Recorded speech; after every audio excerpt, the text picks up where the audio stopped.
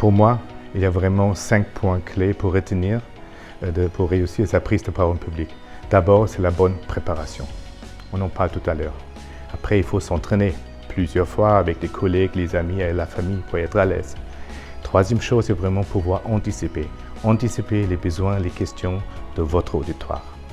Et enfin, anticiper, ça veut dire aussi les réactions de votre auditoire pour garder le contrôle.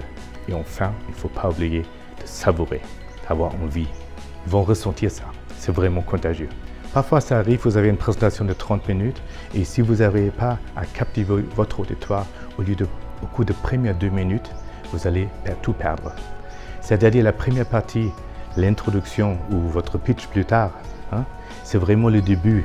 Vous créez un lien avec votre auditoire grâce à votre énergie, grâce à votre sourire, peut-être grâce à une petite anecdote qui va humaniser les liens avec votre auditoire. Et surtout, il ne faut jamais oublier au début de parler tout de suite de la valeur apportée à votre auditoire. Souvent, je ressentis dans les formations de prise de parole que les gens parlent trop d'eux-mêmes. C'est pas mal, mais sans créer un lien avec l'auditoire. Alors la première question est, quels sont les besoins de mon auditoire? Pourquoi mon auditoire devrait s'intéresser pour ce thème? C'est ça qui est important. Et si vous arrivez à intégrer une petite anecdote personnelle avec les centres d'intérêt de votre auditoire, tant mieux, vous avez réussi. Alors, la chose la plus fondamentale est de créer vraiment un lien avec le thème. Il faut aimer son thème, il faut montrer l'engagement. Il faut vraiment montrer à son auditoire qu'on est 100% derrière ce thème.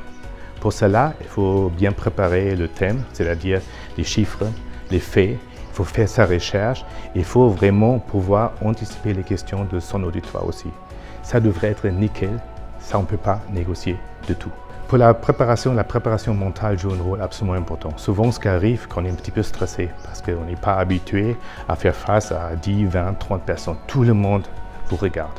C'est assez stressant. C'est-à-dire des activités physiques. Auparavant, ça pourrait aider.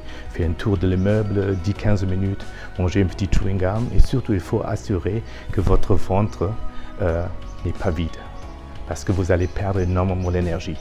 Ce qui est important vraiment pour capter l'intérêt de votre auditoire est de pouvoir les séduire.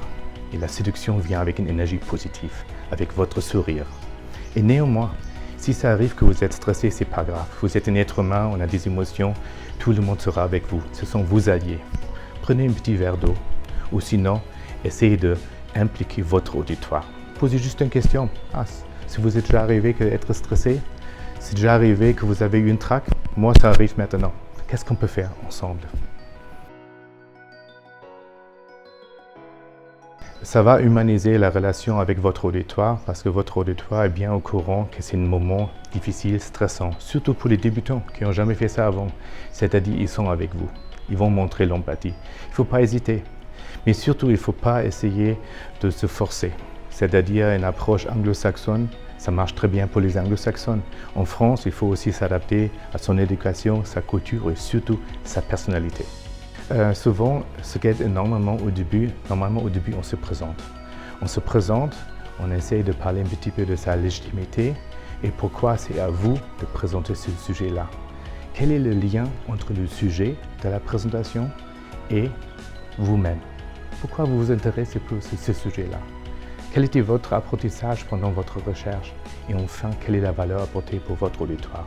Et si vous arrivez à personnaliser ça un petit peu, et en même temps, en utilisant un emplacement en salle interactif, ça va captiver l'intérêt très très rapidement avec votre auditoire. Alors, n'hésitez pas à ajouter une petite touche perso de vous, vous-même, vos centres d'intérêt et pourquoi vous êtes passionné par ce thème-là et pourquoi votre auditoire aussi devrait vous suivre dans cette démarche. Je peux bien sûr partager ce que je fais parce que même il y a 25 ans, j'ai débuté avec ma prise de parole publique.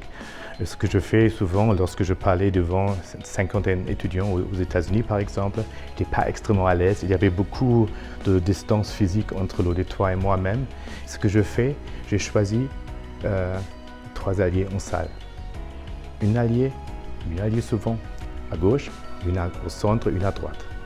Je les regardais dans les yeux avec un petit sourire et quelle surprise, on m'a fait des sourires aussi. Ça m'a rassuré énormément, j'étais plus à l'aise, plus confiance en moi-même.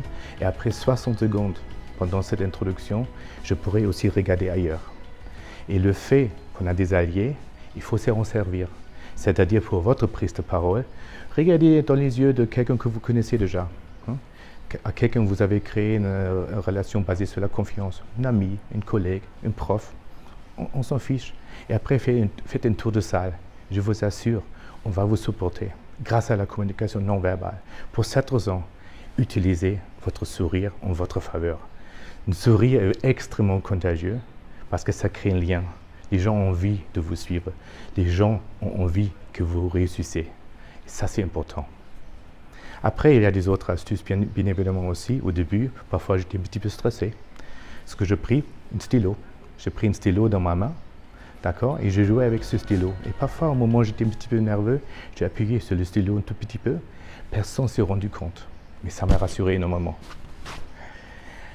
Tu veux que je répète ça? Non. Et après 2 minutes, je lâche le stylo sur la table et je peux juste continuer avec mes gestes. Les gestes aident énormément à dynamiser votre discours. Ça va vous aider énormément à dynamiser votre discours aussi. C'est-à-dire utiliser les gestes, d'accord, les mains, la personnalisation et surtout le sourire. Ça va vous aider énormément à faire face à peut-être une situation de stress et en même temps créer un lien avec votre auditoire.